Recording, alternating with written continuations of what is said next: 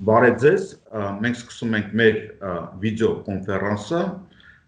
թե ինչպես է կորոնավիրուսային աշխարհը արձագանքում մարտահրավերներին։ Մենք ունենք մասնակիցներ մի քանի երկրներից, Չինաստանից, Գերմանիայից, Ռուսաստանից եւ բնականաբար Հայաստանից։ Այս կոնֆերանսը կազմակերպել է Պոլիտէկոնոմիա հետազոտական ինստիտուտը եւ նման քննարկումները լինելու են շարունակական։ Ես ընթացքում կներկայացնեմ մեր բոլոր մասնակիցներին, սակայն ես հիմա ուզում եմ խոսքը տալ Հարություն Խաչիկյանին, քաղաքագետ, որը հիմա գտնվում է Չինաստանում, Շաոյան քաղաքում եւ բնականաբար Չինաստանը հիմա բոլորի ուշադրության կենտրոնում են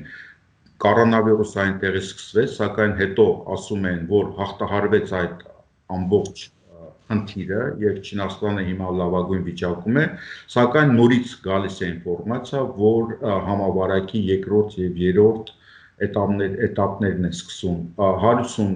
ինչպես է դուք դա տեսնում արդեն Չինաստանի ներսից։ Ես ուրեմն ներկայացնեմ սկզբից, թե ինչպես ենք մենք սովորական քաղաքացիները տեղեկացվել այդ ամենի մասին։ Ուրեմն մինչև հունվարի 20-ը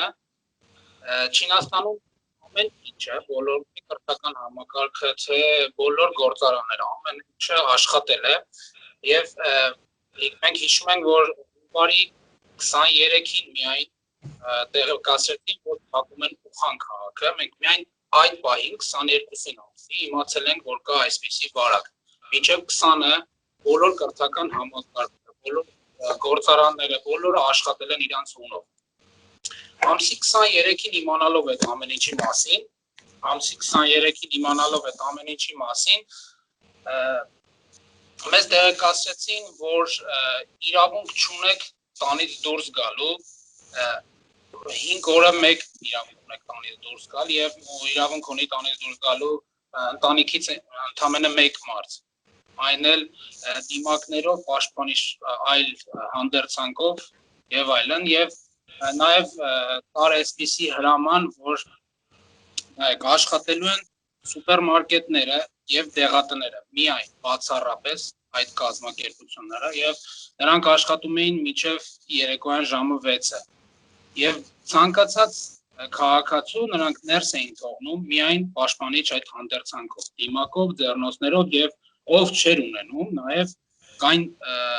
սուպերմարկետներ եւ դեղատներ, որոնք անվճար տրամադրում էին քաղաքացիներին։ Այնուհետև այսպիսի մի հատ պատմություն պատմեմ, որ խոսում են այսպես Հայաստանում ինչպես են վարվել կորոնավիրուսի վարակվածների հետ շփված մարդկանց, թմկահարում էին հյուրանոցում տեղավորել է, ուրեմն ես իմ մաշկի վրա եմ այդ ամեն ինչը զգացել, այստեղ Չինաստանում, որը կատարվել է առաջինը այստեղ։ Ուրեմն բոլորս եթե գիտենք Չինաստանի հարավում կա Շենժեն քաղաք, որը Չինաստանի արդյունաբերության սիրտն է համարվում։ Ուրեմն ես այդ ժամանակ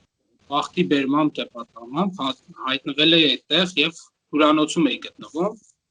Հունվարի 29-ի դեպք եմ ես պատմում, որ մեզ մոտիկացան նորմալ տոնով բացատրեցին, որ կա այսպիսի հրաման, որ պետքա բոլոր հաճախորդներին դուրս հրավիրենք հյուրանոցից, քանի որ պետքա այստեղ բերեն այն մարդկանց, ովքեր շփվել են կորոնավիրուսով վարակվածների հետ կամ կասկածվում են։ Ուզում ասեմ, Չինաստանն է առաջինը այդ օրինակը ցույց տվել, որ հյուրանոցներում մարդկանց տեղավորել այդ 5 աստղանի հյուրանոցներում։ Այնուհետև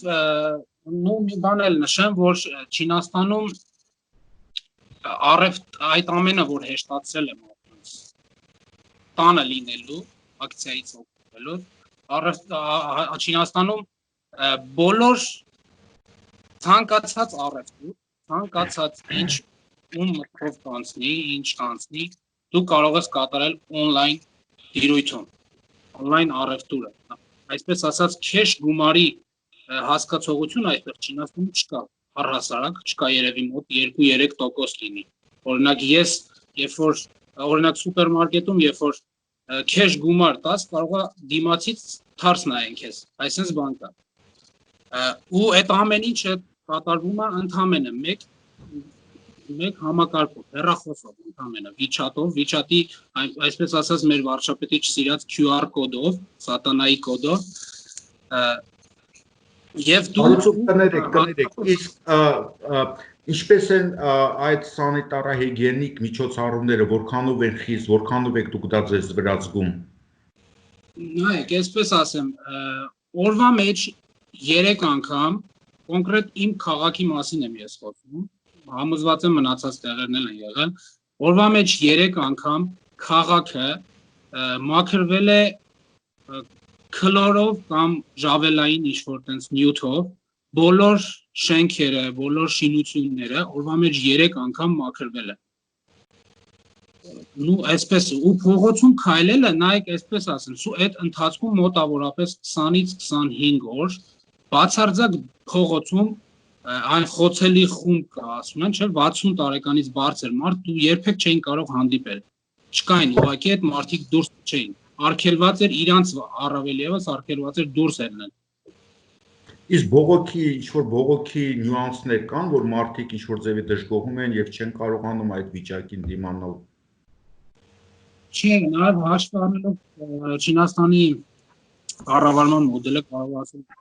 բացառվում է այդպիսի բանը, բայց չէ, այդպիսի բան չկան, կար իմ ծանոթներով, կարող եմ ասել այստեղ բիզնեսով են զբաղվում, նրանց կոնկրետ 3 ամսով թույլատրել են ոչ մի հարկ չվճարել, ոչ մի կոմունալ վճարներ չկատարել, չեն ասել ինչ-որ խոցելի խումբ է, չգիտեմ ինչ-որ խոցելի բիզնես է, բոլորի անխտի, ասել են 3 ամսով չեք վճարում, գազի գումար, հոսանքի գումար եւ ջրի եւ այլն բարձակալություն։ Այդ պարագայում իմ կարծիքով դժվար բողոքի բաներ լինել են։ Շնորհակալություն, Հարություն, մենք դեռ կվերադառնանք, հիմա մենք միանանք Բերլինի հետ, Տիգրան Պետրոսյանի հետ, Բերլինի Ֆրայ համալսարանի դոկտոր, Tageszeitung օրաթերթի վերլուծաբան։ Տիգրան, այս համաշխարհային ֆլեշ մոբը, հա, մնատանը, ինչպես է ընկալվում Գերմանիայում, ինչպես է այդ ամենը չանցնում, որովհետև բոլորը խոսում են, որ Գերմանիան ամենակազմակերպված երկրներից է եւ համեմատաբար գոնե արևմտյան Եվրոպայի երկրների հետ բավականին լավ է պատրաստվել։ Մնատանը ֆլեշ մոբը այստեղ էլ է աշխատում, Ստեփան, եւ միջև այն պահը, երբ որ արևը դուրս է գալիս, քանի որ Գերմանիայում այդ նամանավանդ հյուսային մասը այդքան էլ արևոտ չի, հենց արևը դուրս է գալիս, մարդիկ դուրս են գալիս փողոց, բայց պահպանելով այդ հեռավորությունը միմյանցից, այսինքն ինչպես դուք նշեցիք, եթե խոսենք այսօրվա գերմանական հաջողության մասին, երևի թե ինդիկատորներից մեկն էլ հենց գերմանական կարգապահությունն է եւ գերմանական մենթալիտետը, չնայած որ դա կարելի է այսպես ասած մի փոքր ստվերել, գոյություն են այլ ինդիկատորներ, որոնցով Գերմանիան տարբերվում է մասնավորապես եվրոպական Եվրամիության երկրներից եւ առհասարակ աշխարհում, այսօր էլ Ամերիկյան Միացյալ Նահանգների ամերիկյան թերթերը գրում են մերկելյան հաջողությունների մասին, որոնք են դրանք, եթե ես փորձեմ կարճ առանձնացնել, դրանք գերմանական ստատիստիկան են, գերմանական տեստավորումը, գերմանական առողջապահության համակարգը եւ ֆինանսական, տնտեսական աջակցությունը այս պահին։ Իհարկե եւ չորրորդը գերմանական մենթալիտետը։ Եթե հնարավորություն լինի, ես կարող եմ դրանց առավել մանրամասն անդրադառնալ, սակայն դրանք այն տարբեր ցուցանիշներն են, որոնցով կարողացավ Գերմանիան դուրս գալ այս իրավիճակից եւ մի քանի օր հետո, եթե պետք է հաշվի առնենք, որ Գերմանիան դաշնային հանրապետություն է եւ այստեղ գոյություն ունեն երկու տիպի օրենքներ, եթե փորձեմ այսպես կոպիտ արտահայտվել, դրանք համադաշնային որոշումներն են եւ դաշնային որոշումներն, այսինքն ցանկացած երկրամաս ինքն է որոշում ընդունում օրինակ դիմակները պարտադիր է կրելը, թե ոչ, օրինակ երբեմն բացվելու դպրոցները, այսինքն գոյություն ունի դաշնային երկրամասի որոշումներ եւ գոյություն ունի համադաշնային որոշում եւ նախատեսված է մինչեւ այսը, որ մայիսի սկիզբ պիտի որ արդեն համադաշնային մակարդակով, Գերմանիայի մակարդակով արդեն թույլատրելի լինի առավել։ Խանութներն են բաց 2 օր առաջ արդեն սկսվում է հետադարձ վիճակը, որ առավել ինտենսիվ կյանք է նկատվում։ Տիգրան, դիմակների հետ կապված, կարծես թե Գերմանիայում կա տեսակետ, որ հակառակը խորհուրդ չեն տալի դիմակներ կրել։ Այդպես է դա։ Պիտի ասեմ, որ առհասարակ բոլոր հարցերում կարծիքները շատ տարաբնույթ են, այդ թվում եւ մասնագիտական կարծիքներն են տարբերվում եւ նույնը դիմակների հարցում է, որ դիմակները այն մասնագիտական կարծիքն է, որ պաշտպանում է հասարակությանը, այլ ոչ մարդը, պացիենտը իրեն եւ բնականաբար դա հիգիենայի հարցեր է, սակայն այդ 10 րոպեն մեկ կա այս սովորական դիմակները կարող են 10 րոպեից հետո 15 րոպեից հետո դեն նետել կամ արտուկել կամ տաքացնել, որպեսզի միկրոբները վերանան։ Ես բժիշկ չեմ, սակայն ես փորձում եմ այն հաղորդել, ինչը մեզ են հաղորդում, քանի որ 10 րոպեից 15 րոպեից հետո մարդու, այսինքն խոնավանալուց հետո միկրոբները այդտեղ ապրում են։ Այդ դեպքում ինչի համար է պետք դիմակը։ Դա մի տեսակետ է, բայց ամեն դեպքում դիմակները պարզ է, որ անհրաժեշտ են, սակայն նման Գերմանիայի նման հզոր երկրում էլ կա դեֆիցիտ եւ անգամ չկան դիմակներ եւ Գերմանիայի կառավարությունը նաեւ դրա համար պարտադիր պայման չի սարքում Գերմանիան դիմակներ կրելը, քանի որ ասում է թողեք մարդկանց հիվանդանոցներին, որպեսզի հիվանդանոցները առաջին հերթին ունենան դիմակներ եւ խորհուրդ է տալիս կարել դիմակներ։ Սակայն կան որոշակի դաշնային երկրներ եւ դրանք օրինակ Բավարիան են, նախկին DDR-ի որոշակի երկրամասեր են, որոնք պարտադիր պայման են մտցրել դիմակ կրել հասարակական տրանսպորտում, խանութում։ Շնորհակալություն Տիգրան, հիմա մենք միանանք Մոսկվայի հետ, մենք խոսենք Արտուր Պարոնյանի հետ, սոցիոլոգ։ Արտուր, Ռուսաստանում արդեն բունտեր են հասունանում, մենք գիտենք Օսեթիայում արդեն ընդհարումներ են եղել, Դաղստանում արդեն հատուկ զորքեր են մտցված եւ գիտենք, որ նույնիսկ արդեն բողոքի որոշ դրսևորումներ կան Մոսկվայում այդ խստությունների հետ կապված։ Եվ նաեւ պատմում են, որ հիվանդանոցներում, համենայն դեպս որոշ հիվանդանոցներում ու ահավոր վիճակ է տիրում։ Ինչպես է, դուք ինչ տեղեկություն ունեք։ Նախ բարև ձեզ, բոլորին ողջունում եմ, ուրեմն սկսեմ նրանից, որ եթե նայենք արտաքին և վերը նշված Չինաստանը, Գերմանիան ոնց են, իրանք ասում են տեստերից,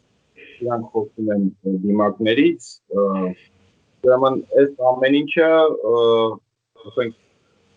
Ռուսային պայմանները Մոսկվայում երևակայի ոչ ավելի վատա, քան Գերմանիայում գոնե արտաքին։ Իսկ տեստերը մասսայական անցկացնելու հնարավորությունը շատ է, այլ հարց է, թե ինչ որակի տեստեր են, բայց մի խոսքով ես հասկանում եմ նենց, որ աշխարհում իդեալական տեստ այս պահին հələ որ չկա։ Մոսկվան թեև փորձում էր պատրաստված գնել արդեն վերջերին ապրիլի սկզբին բավական շոկային վիճակ էր, քանի որ ունեին սեփական ինֆորմացիա, թե բժիշկները, թե կառույցները այդ ամեն ինչ լնելու։ Իմ փակ լինելով հանդերձ արդեն բարձրավոր շփումը հիմնականում հեռախոսով կամ խոսքով շփում չկա ոնց առաջ, ամեն դեպքում ապրիլի կեսերից թե հիվանդանոցները, թե մնացած ամեն ինչ, ինչքանով որ հնարավոր էր Մոսկվայի պայմաններում, նրանք հարմարվեցին իրավիճակին ու կարծում եմ, որ այդ կարանտինային պատասխանը եւ մնացած ամեն ինչը վատ չի, քանց անգամ նաեւ հնարավոր է Գերմանիայում։ Դրա կարելի է տեսնել թվերից, որոնք որ բոլորը կարող են նայել, քիչ թե շատ նրանք համապատասխանում են իրականությանը, այսինքն ավելի շատ համապատասխանում են կամ չէ, հետո կարանք խոսենք, թե ինչ է նրա հարցական ոնց եւ այլն, բայց ամեն դեպքում այստեղ միջոցառումները, ասենք, ամեն 2 օրը մեկ մուտքերը, բոլոր շենքերը, ուրեմն այդ ոնց որ ինչքան ես հասկանում խորհրդին, մի քլոր պարունակող անտիսեպտիկով շենքերը, մուտքերը, լիստերը, ամեն ինչը ուրեմն դեզինֆեկցիա արվում, դիմակները չկա, շատ հետաքրքիր է դիմակների երևակայի ես կգնայի մի երկու բառ ասեիցը, ուրեմն դիմակները արտադրողը Ռոստեխն է, սա ռուսական պետական ուրեմն գովկորպորացիա կոչվում է, իրանք են ուրեմն արտադրողը ու ինչ որ պահ իրանք որոշում ընդունեցին, որ պետք է արտադրողը ասենք ունենա 10% շահույթ, ուրեմն 10% շահույթ եթե կա պիրիվոտը, այսինքն տրանսպորտը ու համապատասխանաբար վաճառող միայն ապտեկաները պետք է վաճառեն ու դա պետք է լինի 10%։ Իսպար վերացավ ամեն ինչ։ Ինչ որ առաջարկ մինչև այդ կար, կարայի գտնեի ցանկացած բան ինչ որ գնով, այդ իսպար վերացավ, այսինքն էլ չկա։ Մասկաների դիմակների խնդիրը Ռուսաստանում այն էր, որ ուրեմն այդ բժշկական դիմակ կոչվածի այդ թփի մասում կա ալյումինիի պրոբլկա, որը որ Չինաստանից է գալիս ու չկա։ Առանց այդ պրոբլկայի մասկաները շատ էր, իհարկե շատ ավելի քան մինչև կորոնավիրուսը, բայց այնուամենայնիվ ուրեմն այդ առաջարկը կար ու դու կարայիր այստեղ կամանդեղ առնեի։ Հիմա այդ վերացավ։ Ուրեմն ինչ վերաբերվում է մյուս կարևորագույն ապրանքապետակը, որը որ վիրուսի ժամանակ էլի պետք է անտիսեպտիկը, ուրեմն սա թեև շուկայում կատարվողը սարսափելի այսինքն բնությունը սարսափելի բարձրացել է, բայց այնուամենայնիվ փոքր ու մանր բիզնեսները, որոնք որ ոչ մի բան չեն կարող արտադրեն, պետք է արտադրեն մենակ այն ինչ որ պետք է, տարբեր ուրեմն տեսակի անտիսեպտիկները ուղղակի լցվեց շուկա։ Հիմա ասենք գները քանի որ առաջարկները շատ են, խանութում կա, ինտերնետում կա, ստեղ կա, այնտեղ կա, այսինքն շատ մեծ է։ Ուրեմն հիմա ես ասեմ մի քանի բան Ստեփանի հարցերին, բժշկական համակարգը Մոսկվայում փոխվել, ոնց եղել է, հենց էլ մնացել է, կան խնդիրներ, որոնք որ եղել են մինչև այդ, ու նույն այդ խնդիրները կան հիմա։ Ես ավելի ստույգ չեմ կարող ասել, քանի որ փակ է, բայց այն ինֆորմացիան, ասենք, որը որ կա, ես դատում եմ, ես ունեմ մոտիկ մարդ, որը որ ընկել է այդ համակարգի մեջ վիրուսով հիվանդացել է, ուրեմն անցել է այդ բոլոր դժոխքի միջով ու հիմա տանը կարանտինի մեջ է։ Եվ մի քանի մարդ, որոնք որ ունեցել են սիմպտոմներ եւ պարզվել է, որ չունեն։ Հիմա կոնկրետ դեպքը պատմեմ, մարդը գալիս է, ունի 2-3 օր ունի 38-39 աստիճան տաքություն, զանգում է շտապօգնությունը գալիս է, ասում է, որ հա, շատ հավանական է, որ դու հիվանդ ես, հայտնի հիվանդությամբ, տանում են իրան հիվանդանոց։ Հիվանդանոցում սա ապրիլի 2-ն է, ամենասկիզբը, երբ որ մենք նոր սկսում ենք բարձրանալ Մոսկվայից։ Թեև մենք պատրաստված ենք, այնտեղ ամեն ինչ սարքած է, բայց ուրեմն կարիդորներում լիքը հիվանդ, պարկած, ուրեմն պալատում, որտեղ պետք է լինի 4 հոգի, 5 հոգի է պարկած, գլխավոր բժիշկը գալիս է կորոնավիրուսով հիվանդ մարդուն, ասում է գնա տուն, քանի որ կամ պի նստես, կամ ես քեզ պարկացնելու տեղ չունեմ։ Ուրեմն այդ մարդը ընդ որում ինքը իր ձեռով գրում է, որ չի ուզում պարկի հիվանդանոց ու իրան համապատասխանաբար տաքսիով գնում է տուն, հաջորդ օրը առավոտը նույնպես ուրեմն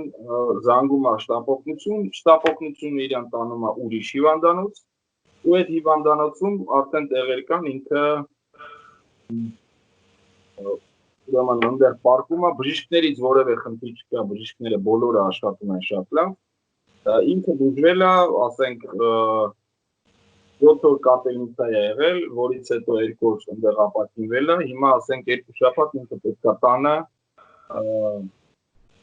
խորացված վիճակում, ուրեմն մեկուսացված մնա, մինչև որ վերջնական դիագնոզները կան։ Շնորհակալություն, մենք դեռ կվերադառնանք, այս թեմաները մենք եւս էլի կքննարկենք։ Հիմա ես ուզում եմ խոսքը տալ Պոլիտէկոնոմիա հետազոտական ինստիտուտի քաղաքական մեկնաբան Երվանդ Բոզոյանին։ Երվանդ, դուք մի քանի շատ հետաքրքիր հոդվածներ էի գրել, ավելի ճիշտ հոդվածաշար, եւ լավ ուսումնասիրել էի ընդհանրապես վիճակը եւ ինչ-որ կանխատեսումներ էի կարել, նաեւ ունեի առաջարկություններ։ Այն ինչպես եք տեսնում, հա, ինչ է մեզ սպասվում, վերադառնանք Երևան։ Նախ ես ողջունում եմ կոնֆերանսի բոլոր մասնակիցներին։ Գիտեք, այս կորոնավիրուսային այս պանդեմիան առաջացրեց աշխարհով մեկ եւ նաեւ Հայաստանում 3 խոշորագույն, այսպես ասած, մարտահրավերներ՝ առողջապահական, սոցիալական եւ տնտեսական։ Եվ այդ մարտահրավերները երբեմն իրար հատասող, այսպես ասած, շահեր ունեն։ Այն իմաստով, որ եթե դու ուզում ես լուծես առողջապահական խնդիրները, փաստորեն տան վիճակի մեջ ես թողնում սոցիալական խնդիրներին, տնտեսական խնդիրներին եւ հակառակը։ Եթե փորձում ես լուծել տնտեսական հարցերը, ապա վատթարացնում ես առողջապահական խնդիրները։ Այդ իմաստով աշխարհը կանգնած է երկընտրանքի առջև, այսպես ասած, Ցիլա եւ Խարիբդայի մեջտեղում, ինչպես նաեւ Հայաստանում է այդ իրավիճակը։ Սակայն անկախ ամեն ինչից այս փաստը արձանագրելուց հետո մենք պարտավոր ենք գտնել այն օպտիմալ, ռացիոնալ ճանապարհը, որի միջոցով մենք կարողանանք մինիմիզացնել կորուստները։ Այն, որ կորուստները կլինեն, դա ակնհայտ է, այսինքն այն, որ աշխարհը եւ այդ թվում նաեւ մեր երկիրը հայտնվում են տնտեսական խոր ռեցեսիայի մեջ, ես նույնիսկ ասեի ստեղծան լրջագույն ճգնաժամ, որը կարելի է համատել 100 տարի առաջվա 1929 թվականի համաշխարհային տնտեսական ճգնաժամի հետ, ապա դա փաստ է։ Սակայն այստեղ կա մի կարևոր բաղադրիչ, որ ի տարբերություն նախկին ճգնաժամերի, այսօր այդ ճգնաժամի կատալիզատորի դերը կատարել է այս կորոնավիրուսը, որը առողջապահական երևույթ է եւ որը դժվար է կանխատեսել, որովհետեւ մարդկության համար անհայտ է դա ինչ է, ինչքան կտևի, ինչ ազդեցություն կունենա, ինչքան վտանգավոր է, բան այդ դրանք որ պետք է ուսումնասիրվեն, բայց դրանց կորուստները արդեն տեսանելի են բոլորի համար։ Դու կարծում եմ, որ տարբեր թվեր են այսօր նշում, թե ինչպիսի անկում կլինի այս տարի համաշխարհային տնտեսությունը կունենա։ Ես չեմ ուզենա մտնել այդ թվերի մեջ, 5-10% կամ 15% կամ չգիտեմ այլ թիվ, բայց կարևորը այն է, որ մենք որպես երկիր պետք է կարողանանք մինիմալ կորուստներով դուրս գանք, որովհետև բացի առողջապահական, սոցիալական եւ տնտեսական խնդիրներից մենք ունենք նաեւ լրջագույն ազգային անվտանգության խնդիր։ Այն խնդիրը, որ ունի Հայաստանը, այսօր բարեբախտաբար իհարկե իրենց համար չունի ոչ Գերմանիան, ոչ Ռուսաստանը, ոչ էլ Չինաստանը։ Եվ այդ իմաստով շատ կարևոր է, որ եթե մենք այստեղ լուրջ վրիպումներ ունենանք, ապա այդ վրիպումները ոչ միայն սոցիալական, տնտեսական հետևանքներ կունենան, այլ նաեւ անվտանգության հետևանքներ, անվտանգության իմաստով։ Ինչ պետք է արվի, ինչ փորձ է արդեն կուտակված։ Նու կա իհարկե լավագույն փորձը դա չինական փորձն է, սակայն ինչպես նշեց մեր Չինաստանի գոլեգան, Չինաստանի մոդելը կարողանալ սպეციფიկ է, այն բավականին խիստ է եւ դժվար է այդ փորձի ճանապարհով գնալ այլ երկրների համար։ Ես կարծում եմ, որ Հայաստանը դժվար է կարողանա այդպիսի խիստ միջոցներ կիրառել, հաշվի առնելով շատ հանգամանքներ, ազգային մենթալիտետից վերջացած այլ խնդիրներով։ Բայց նաև կան այլ ավելի մեղ մոդելներ, ասենք օրինակ նույն Հարավային Կորեայի փորձը, որը ըստ էության կարելի է օրինակելի լինել, ասենք շատ երկրների համար, ինչքան որ հնարավոր է այդ փորձը կիրառել։ Որն է այդ փորձի գլխավոր իմաստը։ Դա այն է, որ պետությունը պետք է մաքսիմալ շատ կարողանա ստուգել, այսինքն թեստավորել եւ գտնել այն հիմնական սեգմենտները, այն ակտիվ վտանգավոր մասը առողջապահական իմաստով հասարակության, գտնել այդ հիվանդների քանակը, մաքսիմալ այդ մարդկանց իզոլացիայի կամ կարանտինի կամ ինքնամեկուսացման ռեժիմի մեջ թողնել, որպեսզի հնարավոր լինի հասարակության միջ առողջ մասը կարողանա զարգացնել, տնտեսությունը զարգացնել, սոցիալական կյանքը շարունակել եւ այլն եւ այլն։ Այս խնդիրը շատ կարեւոր է։ Այն համազգային կարանտինը, որ հաստատված է ամբողջ աշխարհով մեկ եւ այդ նաեւ Հայաստանում, կարանտինի իմաստը երկուսն է։ Առաջին իմաստը այն է, որ նա պետք է թույլատնի կամ այսպես ասած այդ պանդեմիայի ալիքը ջարդի, դա շատ կարեւոր է, որպեսզի այդ պանդեմիայի ալիքը չբերի առողջապահական կոլապսի ամբողջ աշխարհով եւ այդ նաեւ մեր երկրում։ Եվ երկրորդը կարանտինը դա այն ժամանակահատվածն է, որտեղ կառավարությունները պետք է որդեգրեն հակաճգնաժամային ծրագիր կարողանան այդ ժամանակահատվածում լուծեն այն մի քանի խնդիրները նախ առողջապահական իմաստով փորձեն գտնել այն թիրախային խմբերը հասարակության որը ըստ էության այդ վարակի մեջ է արդեն եւ մաքսիմալ այդ մարդկանց իզոլացնել որպեսզի չվարակեն մյուսներին եւ երկրորդը որ այն առողջ մասի համար արդեն բացեն այն տնտեսական ճյուղերը որտեղ հնարավոր կլինի զարգացումը հնարավոր կլինի արդեն աշխատացնել այդ ճյուղերը որպեսզի երկիրը այլ խնդիրներ չունենա եկեք անկեղծ լինենք եթե մենք ըստ էության երկար պահենք այս կարանտինի վիճակը մենք կարող ենք հայտնվել կորոնավիրուսից ավելի վտանգավոր վիճակի մեջ մեր մոտ կարող է շնորհալ սոցիալական պայթունավտանգ վիճակ մեր մոտ կարող է չեմ ասում սով բայց հայտարարակ աղքատություն այդ աղքատությունը իր հետին կարող է բերել նոր հիվանդություններ ի վերջո այդ հիվանդությունները կարող են ծնել արդեն իրական առողջապահական մյուս հիվանդությունները ես նկատում եմ եւ ինֆարկտը եւ ինսուլտը եւ տարբեր տիպի այլ վիրուսային հիվանդությունները որոնք իրենց վտանգով պակաս վտանգ չեն կան կորոնավիրուսը իհարկե կորոնավիրուսը այսօր համաշխարհային այսպես տենդենս է դարձել եւ իշխանություններին գեր նպատակն է առաջին հերթին բուժել այս հիվանդությունը որովհետեւ այս հիվանդությունը ուշադրության կենտրոնում է գտնվում եւ այս հիվանդության ցուցանիշներով է որոշում այս կամ այն իշխանության էֆեկտիվության գործակիցը, բայց ինչպես նշեց Պաոյան Արտուրը, դրանից դժում են այն հիվանդները, ովքեր որ կորոնավիրուսով հիվանդ չեն, այլ բաներով են հիվանդ, բայց դրանք երկրորդային դեր են կատարում եւ այդ մարդիկ փաստորեն հայտնվում են բավականին ծանր վիճակում։ Նրանց մահը կամ նրանց վատթարագույն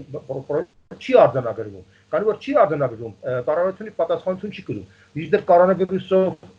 հիվանդների քանակի համար կամ մահվան համար կառավարությունը ուղղակի պատասխանատվություն է հաշվի չէ մի հատ այդ հաշվիչը ըստ էության ուղղորդում է հանրությանը թե ինչպես է իշխանությունը աշխատում այդ իմաստով առաջացել է այսպես ասած սեգրեգացիա հա կարելի է ասել որ կորոնավիրուսով հիվանդները ստացել են արտոնյալ կարգավիճակ եւ մինչդեռ մյուս հիվանդները բավականին ծանր վիճակի մեջ են հայտնվել որպեսզի մենք այս խնդիրները կարողանանք լուծել մենք պետք է ունենանք հակաճգնաժամային մեքենայի պես աշխատող ծրագիր որը հասկանալի կլինի հասարակության մեծ մասի համար, ծրագիր, որը կկարողանա այս 3 խնդիրները լուծել միաժամանակ, ինքը մինիմիզացնի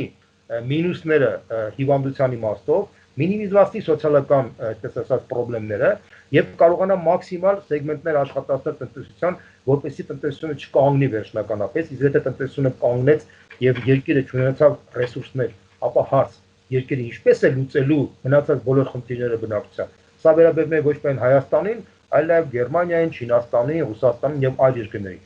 Այդ իմաստով ես կարծում եմ, որ այստեղ արդեն անհրաժեշտ է, որպեսզի հասարակությունը ինքը կարողանա կոնսոլիդացվել, իսկապես պահանջ ներկայացնել, որ իշխանությունը այդպիսի ծրագիր ունենա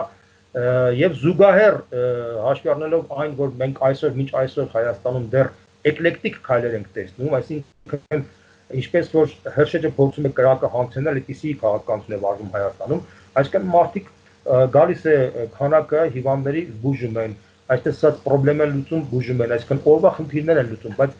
ռազմավարական ծրագիր, համակարգային քայլեր, մարդկանց համար տեսանելի չէ թե ասենք 1 ամիս հետո, 2 ամիս հետո ինչ է լինելու կամ իրենց սոցիալական շերտը կամ այդ շերտի ներկայացնելը, ինչ իրենց սպասվելու, եթե իրենք չունենան ասենք եկամտի աղբյուր Այս ամենը շատ անորոշ եւ բավականին լղոզված վիճակի մեջ է եւ մարդկանց մոտ առաջացել է խորը մտահոգություն։ Շնորհակալություն Երևան, մենք դեռ կանդրադառնանք այդ թեմային։ Հիմա ես խոսք ուզում եմ տալ Պոլիտէկոնոմիա հետազոտական ինստիտուտի տնօրեն Անդրանիկ Թևանյանին։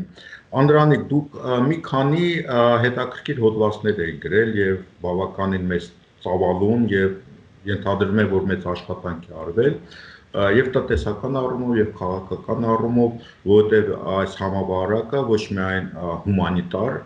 ճգնաժամ է, այլ նաեւ մենք հասկանում ենք դրա տնտեսական եւ քաղաքական հետևանքները եւ Հայաստանում եւ ամբողջ աշխարհում կարող է չափազանց լուրջ լինել։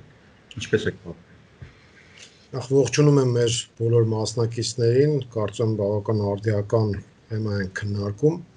Տեսեք կորոնավիրուսի հետ կապված մի քանի կետեր անժե առանձնացնել։ Ուրեմն առաջին հերթին մենք առնվազն մինչև 22 թվականը բոլոր փորձագիտական գնահատականներով պետք է ֆիքսենք, որ մենք ապրելու ենք կորոնավիրուսի պայմաններում, այսինքն մինչև որ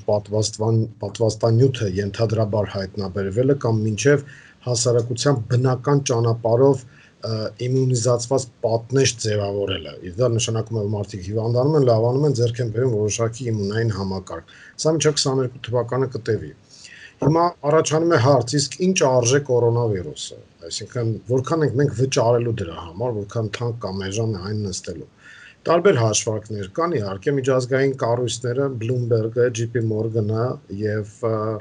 Համաշխարհային բանկը, միջազգային արժութային հիմնադրամը տարբեր վարկածներ են ներկայացնում։ Ի զարմանս ինձ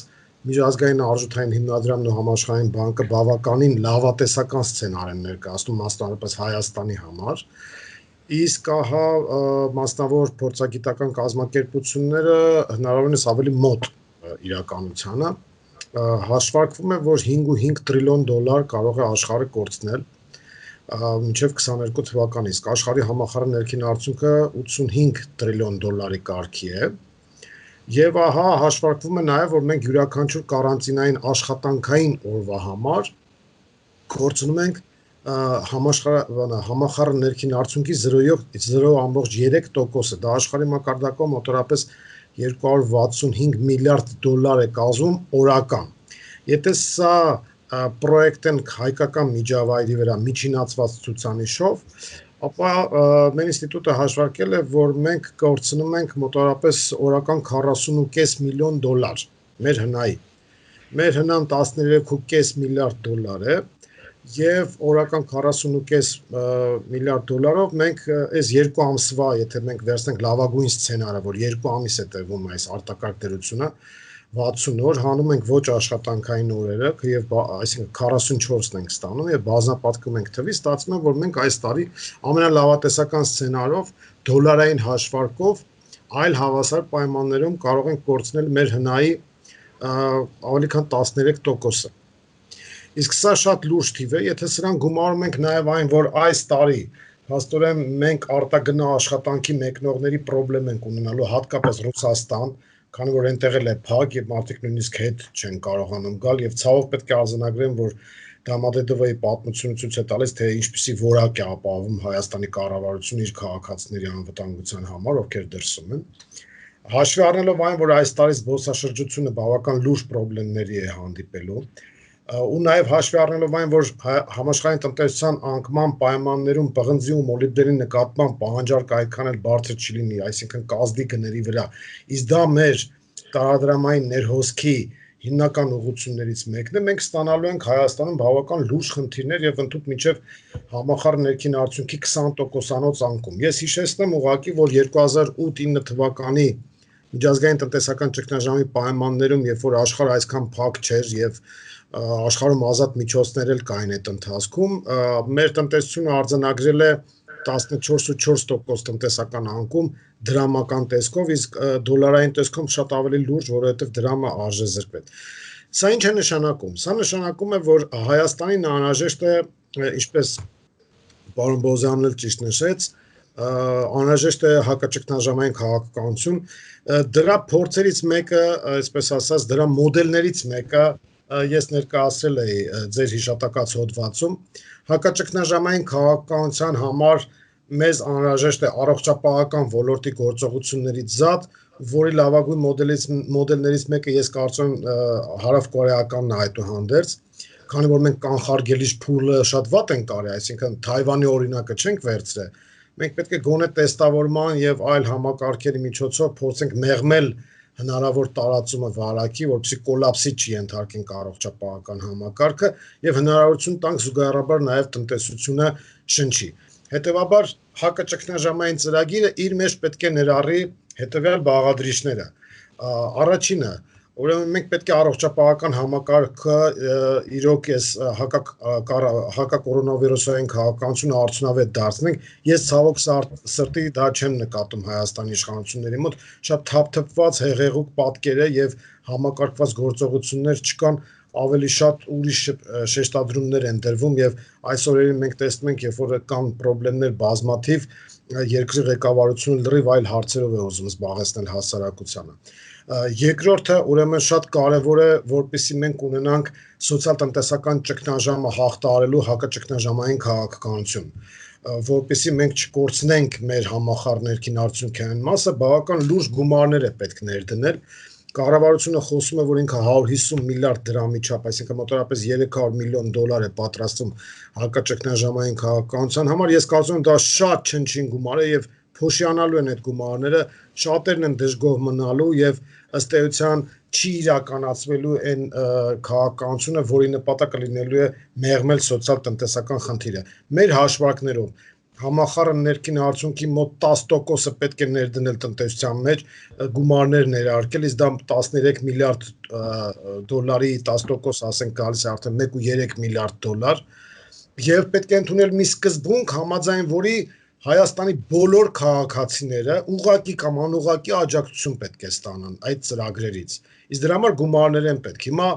առաջին բաղադրիչը փաստորեն հակաճգնաժամային քաղաքականության դա համապատասխան գաղափարների եւ ծրագրերի արկայությունն է։ Երկրորդ կարևորագույն բաղադրիչը դա այն թիմի արկայությունն է, որը պետք է կյանքի կոչի այդ ծրագրերը եւ կարողանա պրոֆեսիոնալ եւ կոմպետենտ որոշումներ կայացնել։ Չորրորդ բաղադրիչը մեր երկրում արկա հասարակական քաղաքական մթնոլորտի փոփոխությունն է։ Հիմա մենք պատերազմի մեջ ենք չհայտարարված անտեսանելի թշնամու դեմ, բայց Հայաստանում շարունակվում է պառակտվան, ուրեմն պառակտումների քաղաքականությունը, որը ոչ մի լավ տեղ չի տանելու։ Ամբողջ աշխարհում գնում է հանրային մոբիլիզացիա։ Իսկ մեզ մոտ եթե նախկինում բաժանում էին հասարակությանը սևերի, սպիտակների, հեղափոխականների, հակահեղափոխականների, հիմա արդեն բաժանում են հիասթափվածների, չհիասթափվածների, մերոնքի, ձերոնքի, սա չի կարող կոնսոլիդացնել մեր հասարակությանը։ Ես կարծում եմ, որ պետք է բոլոր մեր ջանքերն ու պրոֆեսիոնալ կարողությունները ներդնենք, որպեսզի կարողանանք դուրս գալ այս իրավիճակից։ Եվ չորրորդ բաղադրիչը, որի մասին ես կուզենայի հատուկ ընդգծել, դա ցանկացած ծրագիր, գաղափար, առ ոչինչ է, եթե չկան համապատասխան ռեսուրսներ, ավելի պարզ մարդկային լեզվով ասած փող։ Այդ փողը ունի հայթայթման 3 աղբյուր։ Կամ իշխանությունը պետք է գնա ինֆլյացիոն ֆինանսավորման տնտեսության, այսինքն պարզ ասած փող տպի։ Ես կարծում եմ դա շատ վտանգավոր եւ պարզունակ գործիք է եւ պետք չէ դիմել դրան։ Երկրորդ տարբերակը դրսից միջազգային կազմակերպություններից վարկետ բերելը կամ միջպետական հարաբերությունների միջոցով փող գումար բերելը, այսօր դա պրոբլեմատիկ է, որտեղ ամբողջ աշխարհն է ուզում դա գտնել, եւ երրորդ ճանապարհը ներքին ռեսուրսները օգտագործել։ Ես հիմնականում շեշտը կդնեի ներքին ռեսուրսների վրա։ Ես համոզված եմ, որ այդ 1.3 միլիարդ դոլարը Հայաստանի ներսում կա, բայց այդ փողերը պետք է ոչ թե այսպես ասած բոլշևիկյան քաղաքականության կուլակաթափության միջոցով հայթայթել, որովհետև դա հնարավոր չէ եւ դա էլ ավելի է սրելու սոցիալ-տնտեսական վիճակը, այլ պետք է հատուկ քաղաքականություն իրականացնել, ինչպեսին որ նախորդ դարի 30-ականներին եղավ մեծ դեպրեսիայի ժամանակ, այսինքն պետությունը իր ձեռքն է վերցնում եւ ավելի մոդելային ասած, այսպես ասած, քեյնսականություն է իրականացնում, այսինքն արդյունավետ առաջարկ է ապահովում, իսկ դա նշանակում է ֆինանսավորել ենթակառուցվածքները, ճանապարհները, աշխատատեղեր ստեղծել եւ զուգահեռաբար օժանդակել այն կառույցներին, որոնք այս ընթացքում խնդիրներ են ունենալու։ Եթե այս ամբողջական շղթան չաշխատի եւ մենք մարդկանց չկարողանանք ֆինանսավորումը ապահովել, գիտեք, կան բիզնեսներ, որոնք եթե 2 ամիս չաշխատեն, հետո 3-րդ ամսում չեն կարող վերականգնվել, հատկապես փոքր ու միջին բիզնեսին է դա վերաբերում, եւ այդ ամբողջական շղթան պետք է խթանել, որ աշխատի, իսկ խթանիչի դերը պետք է պետությունը կատարի։ Հիմա պատկերավոր ասեմ, պատկերացրեք մի վառարան, որը լավ չի տաքացնում սենյակը, պետությունը դրա մեջ պետք է փայտեր գծի այնքան ժամանակ, մինչև կրակը հասցնի տաքացնել սենյակը, հետո արդեն հետ կքաշվի, երբ որ մենք դուրս գանք այս վիճակից։ Մենք պետք է հաշվի առնենք, որ մինչև 22 թվական այս ճգնաժամը կարող է տևել եւ կառավարման այն որակը, որ ես այսօր տեսնում եմ Հայաստանին, ցավոք սրտի այդ մարտահրավերներին համարժեք չէ եւ անհրաժեշտ է որակական փոփոխություն կառավարչական որոշումների եւ նաեւ թիմի։ Շնորհակալություն Անդրանիկ, մենք հիմա նորից վերադառնանք Չինաստան, հարություն շատերը մենք արդեն ասացինք խոսում են, թե ինչպեսի լավ է կազմակերպել Չինաստանը եւ դա իրենց մենտալիտետից, ինչպես նաեւ Տիգրանն էր ասում, գերմանացիների մենտալիտետից, նաեւ չինացիները նույնպես, բավականին կազմակերպված ժողովուրդ են եւ շատ ուժեղ կենտրոնացված պետություն կա։ Սակայն Չինաստանի տնտեսությունը համաշխարհային տնտեսության հետ շատ խորը կապ ունի եւ շատ հետաքրքիր process-ներ են գնում, շատերը գործարանները դուրս են բերում Չինաստանից եւ ինչքան էլ տարօրինակ չի, Եվրոպա չեն տանում, այլ տանում են այլ երկրներ, Վիետնամ եւ այլն, այդ լարվածությունը, սոցիալական այդ խնդիրները, այդ բիզնեսի ապագայի նկատմամբ, տնտեսության ապագայի նկատմամբ, ինչպիսի տենց տպավորություն է թողում այդտեղ, գործազուրկների թիվը շատացել է, թե չէ։ Նայեք, ասենց ասեմ, համակարգը նորից հաշվի առնելով կարող եմ ասել, որ դա փակ է, չեն կարող իմանալ ինչքան կա գործազրկություն այստեղ, բայց որ բողոք չկա,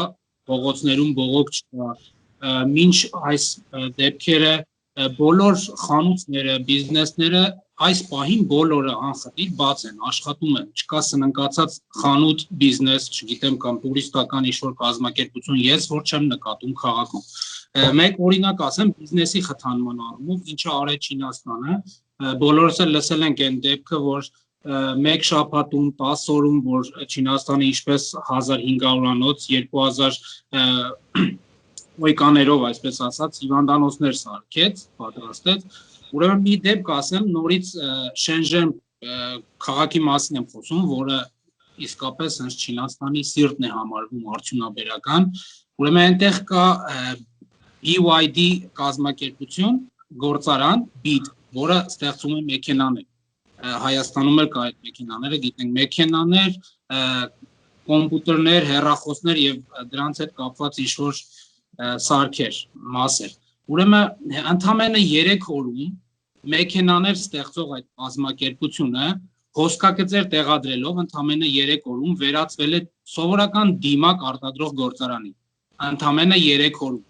Ու մոտավոր հաշվարկով, պաշտոնականն եմ ասում, 6-ից 7 միլիոն դիմակ է արտադրվել 1 օրում այդ գործարանը։ Ընդամենը 3 օրում հոսքագիծ փոխող մեքենա արտադրող գործարանը վերածվել է դիմակի։ Դա հենց ցուցիչ օրինակ է, թե ինչպես է պետությունը խթանել բիզնեսին։ Ու պաշտոնական տվյալներ կան, որ մոտավոր այս ընթացքում մոտավոր 320,000 ԱԴԶ, այսպես ասած, գրանցվել ուղղակի հենց մենակ դիմակ արտադրելու համար, որոնք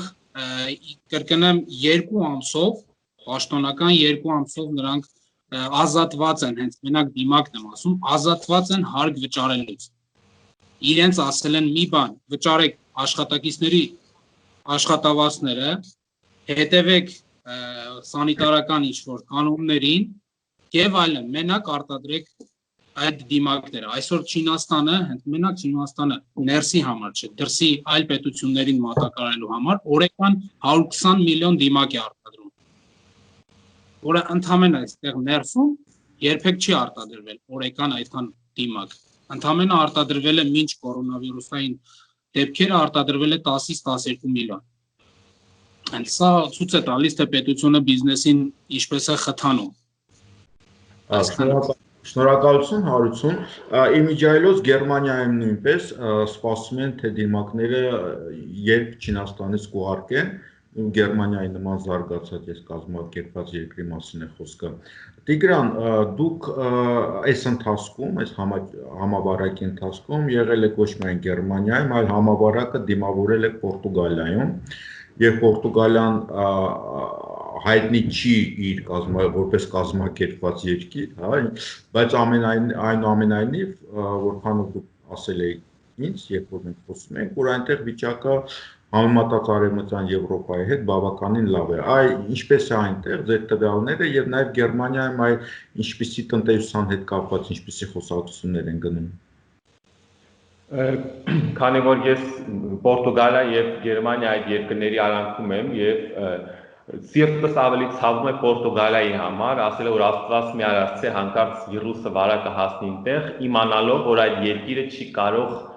դիմադրել ոչ տնտեսապես, ոչ էլ առողջապահական ոլորտում։ Եվ երևի դրանով էր պայմանական որոշումը անմիջապես տեղափոխվել եւ նորից Աստված մի արարծե վիճակում ես Բերլինում կլինեմ եւ այստեղ ամեն ինչ ապահովված է, բայց դա ունի իր իհարկե օբյեկտիվ հիմնավորումը, քանի որ ինչպես նշեցի, Գերմանիան, դուք ինձանից լավ գիտեք, որ Գերմանիան Եվրամիության լավ, հա, որքան կազմակերպված եւ հզոր երկրներից մեկն է, Եթե կարճ փորձեմ նորից Պորտուգալիայի մասին խոսել, այո, տեսնում ենք, որ հարավային երկրներում, Իտալիայում, Իսպանիայում ինչքան շատ լարված ու շատ վատ վիճակում են գտնում այդ երկրները կորոնավիրուսի հետ կապված, բայց Պորտուգալիայում իրավիճակը առավել լավ է, քանի որ այնտեղ սկսեցին, այսինքն կարանտինը այն վիճակին է հասցված, որ շատ պարտադիր պայման, այսինքն հսկում են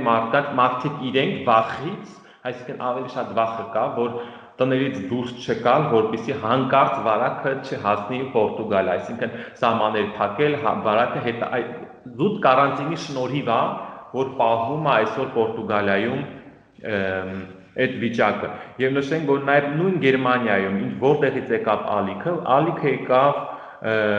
փետրվարին, երբ որ եկավ, դա եկավ հենց դահուկային կուրորտներից, դա Ավստրիայից է, Թիրոլից է, եւ իհարկե գերմանացիները իրենց արել են Իսպանիայում եւ Իտալիայում իրենց հանգստի օրերն էին անցկացնում արձակուրդները եւ այդ կողմից եկավ։ Բնականաբար Իսպանիան եւ Իտալիան տուրիստական ավելի շատ հոսք ունեն եւ դրա համար են իրենք ավելի դժում, քան Պորտուգալիան։ Եվ բայց այսօր շարունակում է Պորտուգալիան, ինչպես ասեցի, ցածր վիճակում է գտնում եւ հիմնական պայմանը Պորտուգալիայի դա կարանտին պահելն է, որ մարդիկ գտնվում են կարանտինում եւ սոցիալական կոնտակտը հասցված է գրեթե 0-ի։ Դա առաջին եւ ամենակարևոր գրավականն է։ Եթե անդրադառնամ Գերմանիայի որոշակի հարցերին, իհարկե ցավում եմ, որ մեր խոսակցությունը չի կարող դիսկուսիայի վերածվել միայն այն պատճառով, որովհետև խնդիրները շատ լոկալ են եւ շատ տարբեր։ Ես լսում եմ, թե գործընկերներ ներկայացնում են հայաստանյան իրավիճակը ինչքանով տարբեր է եւ չի կարելի համադրել, եզրեր չկան կամ Հայաստանը կամ ինչ կարող է սովորել Գերմանիայից կամ հակառակը, դրա համար լինում է միայն տեսակետ արտահայտելը։ Սակայն ինչ պիտի նշեմ, որ ի տարբերություն օրինակ նաեւ Ռուսաստանի եւ գործընկերներ նշեց նաեւ Ռուսաստանում իհարկե Ռուսաստանում միգուցե այդ դիմակների հարցով ավելի լավ է կամ շատ երկրներ տեսնում ենք ժավելով են լվանում կամ քլորով են լվանում փողոցները եւ այլն, բայց դրանք այն գործակիցներ, որոնք արտաքին տեսք են ապահովում եւ այս պահին անգամ Գերմանիայում դրա մասին չեն խոսում, չի էլ քննարկվում, որ նմանապես միջոցառումներ կարելի անցկացնել։ Պատճառը պարզ է եւ նորից պիտի նշեմ այդ տեստավորումներն են եւ չի էլ կարելի ուղղակի համեմատել Հայաստանի հետ մասնավորապես, քանի որ երկիրը գումար ունի եւ ոչ միայն գումար, Ամերիկան էլ գումար ունի, բայց տեսնում ենք, որ հակառակ պատկերն է, քանի որ Գերմանիայում կա այդ անկախ լաբորատորիային համակարգերը, որոնք հնարավորություն են իրենք նախ Գերմանիայի հիվանդանոցները իրենք են զարգացնում այդ տեստավորումները, իրենց Made in Germany տեստավորումներն են եւ լաբորատորիաները ի տարբերություն այլ պետությունից, այլ երկրներից պիտի պետությունից օքեյ ստանան, որպեսզի կարողանան տեստավորում անցկացնել։ Գերմանական կառավարությունը այդ հնարավորություն տվել է անկախ լաբորատորիաներին Գերմանիայում շուտ տեստավորումներ անցկացնել եւ շատ մարդկանց տեստավորել։ Այսինքն դա այն ֆակտորը չի, որ պիտի անտեսվի։ Մյուս կարևոր հարցը գործազրկության եւ այլն, հա, այստեղ էլ ճիշտ է հարուստ է երկիրը, բայց BMW-ի գործարանը եւս մտածում է իր եկամուտների մասին, այսինքն որքան հարուստ է երկիրը, որքան հարուստ են ձեռնարկատիրը կամ ֆիրմաները, նման ավելի շատ միլիոնավոր, միլիարդավոր վնասների մասին են գնում։ Բայց ինչպես գիտեք, դուք Գերմանիան ամենա երևի թե բյուրոկրատական երկրներից մեկն է եւ մի թուղթ ուզելու համար դա շատ կարեւոր է պիտի նշեմ, անգամ մի թուղթի համար ուղարկում են մյուս տեղ թուղթ բերելու, այդ թուղթի համար այն մյուս տեղից թուղթ բերելու ու բյուրոկրատական շատ պրոբլեմատիկ երկիր է։ Պատկերացրեք օրերի ընթացքում առանց բյուրոկրատիայի պետությունը սկսեց հանրությանը ֆինանսավորել։ Ինչ հասել է դա, գոյություն ունեն դաշտային կառավարության ծրագրեր հստակ, դրանք առաջին հերթին այն մարդկանց են, ովքեր ուղղակիորեն զրկվել են իրենց աշխատանքներից, ի տարբերություն նաև կարող եմ ասել անգամ Հայաստանի, որ այստեղ Բերլինում մասնավորապես շատ են արվեստագետները, միայն եթե խոսենք արվեստագետներից, 100,000-ների է հասնում արվեստագետները եւ ինչպես պիտի ապրեն օրինակ արվեստագետները եւ 3 ամսվա համար ստանում են 5,000, 9,000 եվրո, որպեսզի արվեստագետները չաշխատելով չունեն իրենք գործ։ Թատրոնները փակ են, կինոները փակ են Այսինքն առաջին օգնությունը պետությունը մտածում է այս մարդկանց մասին, այլ ոչ օրինակ BMW-ի գործարանի մասին։ Եվ սա կազմակերպվում է շատ ոչ բյուրոկրատական ձևով, այսինքն շատ թափանցիկ եւ շատ արագ, որպեսզի կարողանան մարդիկ մնան կարանտինում աշխատել։ Ցավոք նորից եմ նշում, չի կարելի համեմատական եզրեր չի կարելի անցկացնել այլ երկրների հետ, բայց եթե մենք համեմատում ենք մյուս երկրների հետ, իհարկե Գերմանիայում իրավիճակը ավելի լավ է, եթե համեմատում ենք, բայց եթե ներքին գերմանական կյանքն ենք համեմատում, այստեղ էլ կա մեծ բոյկոտներ, որ կառավարությունը լավ չի աշխատում, որ փողերը սխալ են բաժանվում, ով է շահում, ով է ուզում, որ գոյություն ունի վիրոլոգների անգամ բժիշկների մաֆիա, որ իրանք են թելադրում կառավարությունը, այսինքն այս ամբողջը կա նաև գերմանական մամուլում եւ հասարակության մեջ այդ քննադատությունը եւ իհարկե լուքսուս, այսպես ասեմ, խնդիրների շարք կա, որ այս կարանտինը սահմանափակում է դեմոկրատիան։ Իհարկե կարող եք հիմա դուք որոշակի ծիծաղ գա ձեր դեմքերին, ինչ դեմոկրատիայի մասին ենք խոսում, նստեք տունը կարանտինա, բայց շատիկ մտածում են ոչ, դա սահմանափակում է իմ սահմանադրորեն սահմանափակում է իմ ազատ տեղաշարժը եւ դա իրականում դա շատ կարևոր է եւ դա համարվում է եվրոպական գերմանական արժեք մարդկանց համար եւ օրինակ այդ նույն կլիմայի դեմ պայքարում հա ինչքան տեսնենք որ Գերմանիան Եվրոպան Շվեդիան որքան ակտիվ են ուսանողները երիտասարդները աշակերտները դուրս են գալիս փողոց հիմա այս հարցում մարդիկ միշտ Գերմանիան սովորել երկու հոգի ցույց անելը այդ մշակույթը կա եւ մարդիկ լուրջ են վերաբերվում իրենց այդ դերին երկու հոգով ցույց անելը կամ 15 հոգով հիմա դրա համար որոշակի օրենքներ են մշակվել, որ թույլատրում են որոշակի երկրամասեր, եթե ցույց ես ուզում անել 1.5 մետր իրարից հեռավորության վրա որոշակի տարածքներում հնարավոր է նաև ցույցի դուրս գալ այս պարագայում, քանի որ դա շատ կարևոր կետ է համարվում դեմոկրատիայի համար, դրա համար նաև այսինքն դրա համար ասում շատ տարբեր են, եթե պատկերացնեմ հիմա Հայաստանում ազատություն հրապարակում ուզում են ցույց անել, որ այլ թեմայի հարցում մարդ абսուրդի հասցնող բաներ են միգուցե ես հիմա պատմում, բայց դրանով ուզում եմ նշել, որ նաև անգամ այս իրավիճակներում է, որ գերմանական պետությունը փորձում է նաև այն դարերի կամ տարիների ավելի ճիշտ ասել է տարիների ընթացքում ձեռք բերված կարևոր մշակույթը հարվածի տակ չդնել, որովհետև դրանք շատ կարևոր գործիքներ են, այդ թվում նաև օրինակ աշխատանքային պայմանագրերը։ Հայաստանում մասնավորապես տեսանք, որ մարդիկ աշխատում են այսպես ասած սևով եւ որոշակի հայտնի օլիգարխների հիմնարկություններում, հաստատություններում էին ավարտում, երբ որ ասում են կարանտին է, գնատուն նստի, փող չկա, գործ չկա, պայմանագիր չկա։ Այսինքն այս դեպքում արդեն հստակ տեսնում ենք, թե ինչ խնդրի առաջ է կանգնած, բայց դա ժամանակին գիտակցում ենք նաև։ Հիմա պիտի որ օրինակ ասում ենք ինչ կարող է սովորել Հայաստանը Գերմանիայից, գումար չունի չի կարող տեստավորում անցկացնել, այսինքն պետք չէ մեծ խոսել, բայց գոնե այս հարցադրում է աշխատանքային պայմանագրի պաշտպանություն, դա կարծեմ հետ սա նորից ցույց է տալիս, թե ինչու են մարդիկ այս վիճակում հայտնվել։ Շնորհակալություն Տիգրան,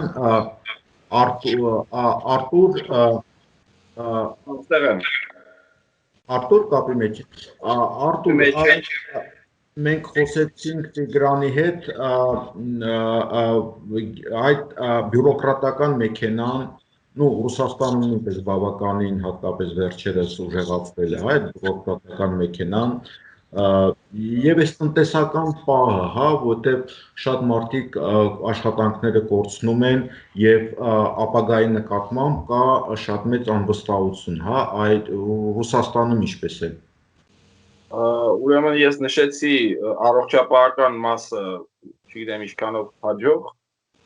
առողջապահական մասը ինձ թվում է շատ նորմալ վիճակում է հաշվելով այն տրադիցիոն խնդիրները, իսկ այս երկրորդ հարցում դա իհարկե սարսափելի իրավիճակ է։ Ասենք նրանից որ ես Տիգրանին ասեմ, որ տեղել շատ մարդ կա, որոնք որ շատ լուրջ են վերաբերում նրան, որ կարող են դուրս գալ Կրեմլի մոտ երկու հոգով, ուրեմն ցույց անեն։ Հարցը այն չի թե ես ոնց եմ դրան վերաբերվում, հարցը այն է թե ոնց է դրան վերաբերվում ռուս ոստիկանը։ Ինքը բավական լուրջ հարցեր ունի։ Այսինքն մեր համար էլ է դա շատ կարևոր, հա, որ մենք կարողանանք դուրս գանք գոնե Մոսկվայում, պատկերացրեք նաև Ռուսաստանի ռեգիոններում մարդու դուրս գալու ազատությունը շատ կարևոր է։ Այսինքն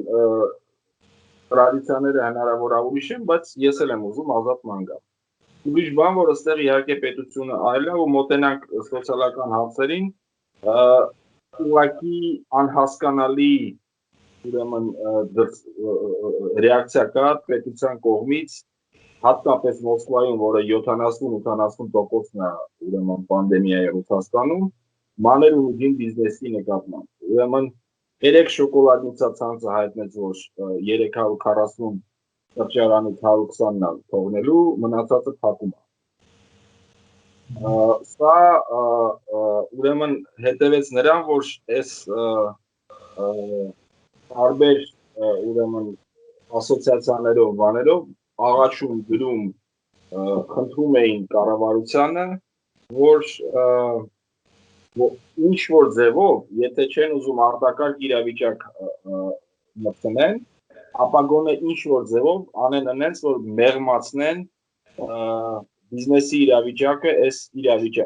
պայմաններում։ Ուրեմն Չինաստանում ասում է ազատել են հարկերից։ Այստեղ կարևոր է, այստեղ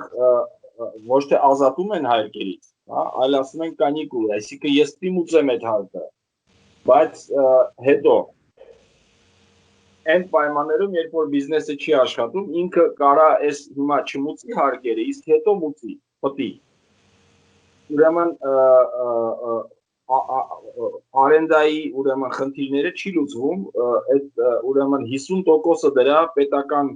հարկերն են, հա, ու կոմունալ ծախսերը։ Այսինքն արտակարգ իրավիճակ մտցնելու իմաստը այն էր, որ այդ պարագայում իրանք օրենքով կարող են այդ ամեն ինչը չմուծեն, բայց քաղաքը այդ հողի հարկը ուրեմն վերցնում է իրանց ձեռից, գոնե ասում են արտակարգ իրավիճակ մի մտցրեք, ուղղակի այդ ազատեք իրանց այդ 2 ամսով այդ հարկից, ասենք առևտրի կենտրոններ եւ այլ այդ մեծ շինություններ ընդհանրապես այդ հողի հարկը հանեք 2 ամսով, որ բիզնեսները դիմանան, չեն անում դա։ Պետությունը ասում է, որ ծախսելու է համախառն ներքին արտադրանքի 7%-ը, այսինքն մոտ 7 տրիլիոն դոլար ռուբլի փող է ծախսելու, բայց պարշի թե ուրա գնալու է, то есть գրվածը այս պահին մոտ 3 տրիլիոնն է, եւ դրանից մանր ու միջին բիզնեսին հասնում է 80 միլիարդ ռուբլի։ Ինչի մի գումար, որը նշանակում է, որ եւ սա երևակայի այս կորոնավիրուսի ճգնաժամի կարևորագույն խնդիրը, նշեմ, ուրեմն Երևանը շատ ճիշտ հարցադրում արեց ու մնացած պարոն Թերանյանը նույնպես անորոշությունը, հա, դեռ Մոսկվայում կարևորագույն խնդիրը այնա, թե երբ է սա վերջանալու, ոնց պետք է մենք հարմարվենք դրան, հա, ու որ վերջացավ ինչա կատարվելու։ Իսկ սպասումները սարսափելի են, քանի որ ելի եմ կրկնում, բազմաթիվ մանր ու միջին բիզնեսները փակվելու են։ Մանր ու միջին բիզնեսները Ռուսաստանում դա 30 միլիոն աշխատատեղ է։ Ուրեմն սրա մեծ մասը պատրիվլենիա սպարման մեծ մասը դա խոշոր քաղաքներն են ու հատկապես Մոսկվան։ Ուրեմն եթե Մոսկվայի մանր ու միջին, այսինքն ռեստորանային, սրճարանային եւ այլ սպարման օղակների, ասենք, եթե ոչ անգամ 70%, եթե փորձենք էքստրապոլյացիա անենք շոկոլադնիցան, որը որ բրենդային խնդիրներ ունի, 30% անգամ եթե փակվա, սա դրա հետևից ուրեմն գործարաններ են, որոնք որ տարբեր բաներ են արտադրում, իրանք են փակվում։ Սրա հետևից գալիս են օֆիսային ուրեմն աշխատողները, սրա հետևից գալիս է անշարժ ուրեմն, այսինքն բիզնես ցենտրները, որոնք որ արդեն պատրաստում են նրան, որ դե մարդիկ հարմարվել են աշխատել մեկուսացման մեջ, հիմա ծախսերը պետքա կրճատեն, եթե ես վարձում էի 10 սենյակ, խոշոր ուրեմն մի ընկերություն կվարձեն 5-ը, հա, այսինքն պետությունը հարկային որևէ հնարավորություն չի տալիս, որ այս մարդիկ կարողանան ծախսերը իջացնել։ Ինչ է առնելու նրանից հետո, երբ որ քաղաքը բացվի, ոչ ոք պատկերացում չունի, գրում են նամակներ, աղաչում են, որ այդ ուրեմն բիզնեսները թողնեն մարդիկ ուրեմն ինչ որ հնարավորություն ստեղծեն, որ մարդիկ կարողանան հետո աշխատեն, բայց փաստացի տպավորությունը նենց է, շփվելով բոլոր այդ շրջանակների հետ, որ խոսքը գնում է ուղղակի ոչնչացման մասին։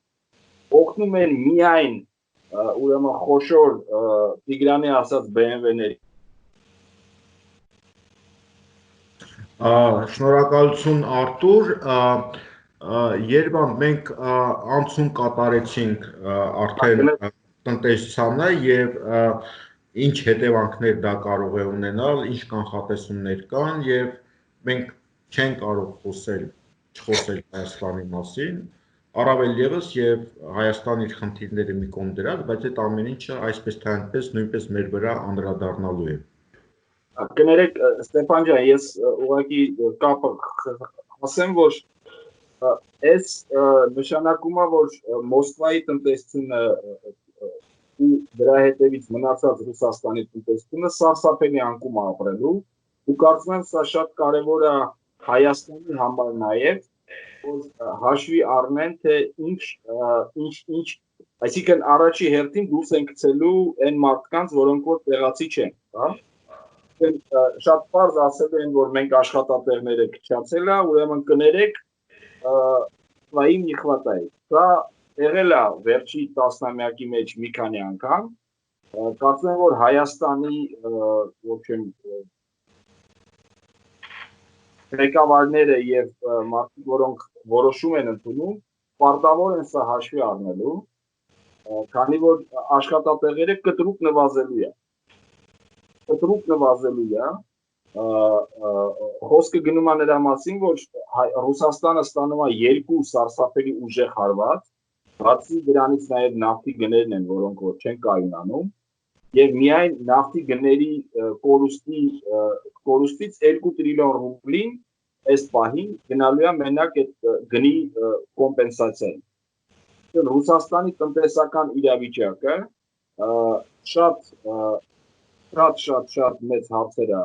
առաջացնում ու այդ պարագայում արտագնա աշխատողների իրավիճակը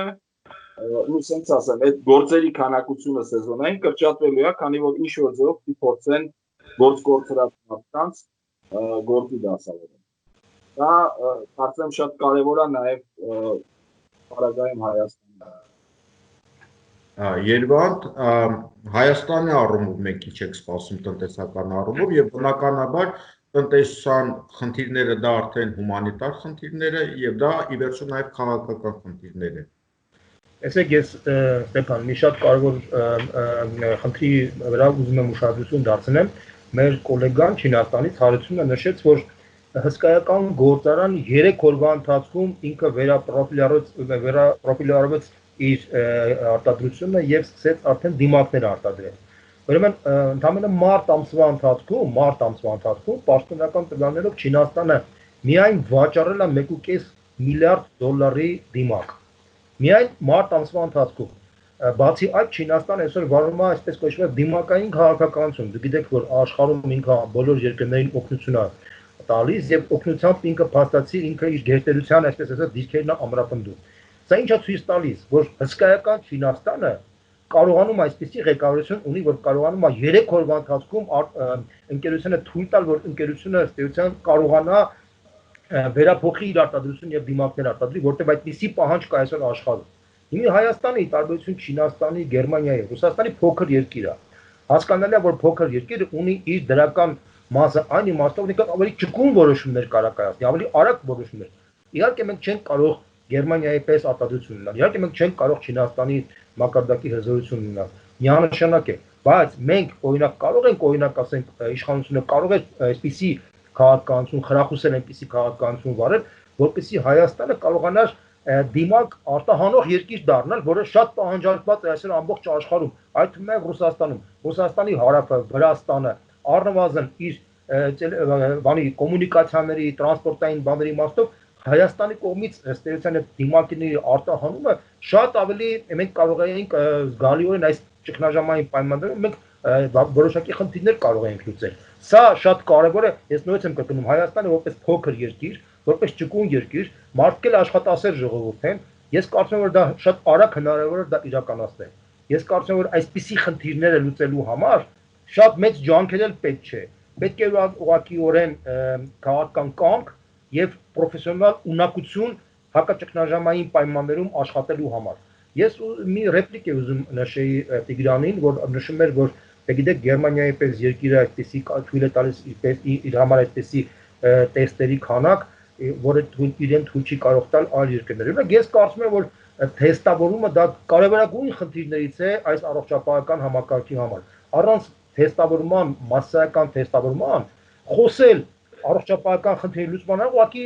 ծաղրանք է, որովհետև եթե մենք այդ խնդիրը չլուծեցինք, մենք ինչի մասին ենք խոսում։ Ես համոզված եմ, որ դա հնարավոր է լուծել։ Փոքր երկիրը կարող է իր փոքր մասշտաբներով լուծել, բայց դա հնարավոր է։ Կարող է մեր տեստերը գերմանական մակարդակի չլինեն, բայց եթե մենք դա չենք լուծում, կներեք, մենք ում ենք խափում ընդհանրապես։ Մենք ինչ կարանտինում, ինչ հակաճգնաժամային խնդիրներ ենք փորձում լուծել, մենք ինչ առողջապահական խնդիրներ ենք լուծում, հետո դրանից հետո մենք ոնց ենք փորձելու աշխատացնելու մեր տնտեսական այն սեգմենտները, որ մենք ուզում ենք աշխատացնել։ Ես կարծում եմ, որ այս սրանք այն խնդիրներն են, որը փոքր երկիր ունի այդ առավելությունը, այդ առավելությունը պետք է օգտագործել։ Ես կարծում եմ, որ իհարկե այսօր խոսակցություն կա, որ որոշ երկրներից Չինաստանից կա խնդիր որոշ արտադրություններ տեղափոխել այլ երրորդ երկրներ, բայց ես կարծում եմ դրանք այսօր միայն խոսակցություն են, ինչի, որովհետև Չինաստանը ունի առավելություն, ինքը կարողացել է էֆեկտիվ իր կառավարման համակարգի, տոտալիտար կառավարման համակարգի միջոցով կարողացել է կոշտ ձևով պայքարել այս խնդրի դեմ եւ կարողացել է ըստ էության պահպանել իր տնտեսությունը եւ ես չեմ հավատում, որ այսօր որոշակի արտահոսք կնի Չինաստանից դեպի այլ երրորդ երկրներ, որպեսզի մենք դրանից օգտվենք։ Ես միանշանակ այն կարծիքին եմ, որ ինչպես ասեց Անդրանիկ Թևանյանը, Հայաստանի ներքին ռեսուրսները պետք է մաքսիմալ օգտագործել, որպեսզի այդ մաքսիմալ օգտագործելով մենք կարողանանք իսկապես այդ ներքին խնայողությունները դնելով այն ոլորտները զարգացնենք, որը կարողանա ըստ էության հանել մեզ այս խայտառակ վիճակից։ Նույնպես եմ կրկնում, առաջին խնդիրը դա թեստավորման, լայնամասշտաբ թեստավորման քաղաքականությունն է, որպեսզի մենք մաքսիմալ գտնենք այն թիրախային խմբերը, մաքսիմալ իզոլացնենք, որտեղ դա ոչ միայն առողջապահական խնդիր է, այլ նաև առողջ տնտեսական հատվածի ապահով աշխատանքի ապահովման խնդիր է, դա շատ կարևոր է։ Եվ երկրորդը, մենք պետք է ռեսուրսներ ունենանք այդ ներքին խնայողություններից ներդնենք եւ կարողանանք ըստ էության լուծել այն խնդիրները, որը ցույց տվեց օրինակ նույն Հարությունը նշելով, որ 3 օրվա ընթացքում ըստ էության այդ ընկերությունը կարողացել է վերապրոֆիլավորել իր արտադրությունը։ Ես ուղղակի շշմած եմ եւ բարի նախանձով եմ տեսնում, թե ինչ է կատարվում, ասենք նույն Չինաստանում։ Ես չեմ ասում Գերմանիայի մասին, որտեղ մենք երբևիցե Գերմանիա չենք կարող դառնալ, բայց մենք պետք է ամեն ինչ անենք, որ չդառնանք նաեւ Իտալիայի վիճակի պես, որովհետեւ դա լրջագույն վտանգ կարող լինել մեր երկրի համար։ Շնորհակալություն Երևան, քանի որ մենք ունենք ժամանակի խնդիր արդեն վերջի ելույթներին անդրադառնանք, նախ կարճ մի հարց Հարություն, սենց սոցիոլոգների եւ հոգեբանների մի ուսումնասիրություն կա, որտեղ կա տեսակետ, որ մարդկանց